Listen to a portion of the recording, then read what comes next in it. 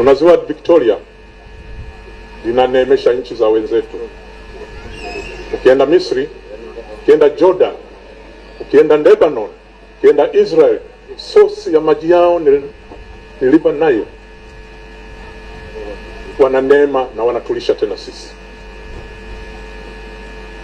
Tuna ziwa Tanganyika halijawa utilized kabisa. Tuna ziwa Nyasa.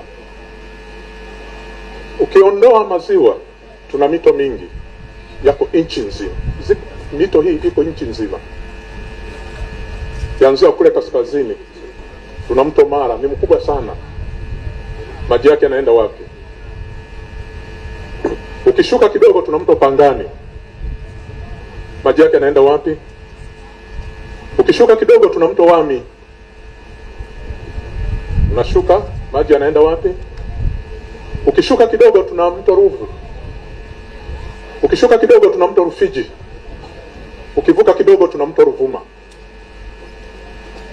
Ukienda magharibi, tuna mto Kagera.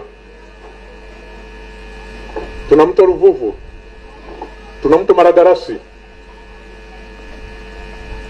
Tuna mto Ruaha. Tuna maporomoko mengi kule Njombe, Ruvuma, hata ukifika huko Kagera. Poromoko mengi. Haya maji yote ni namna gani tunaweza tukayafanya yakasaidia wakulima?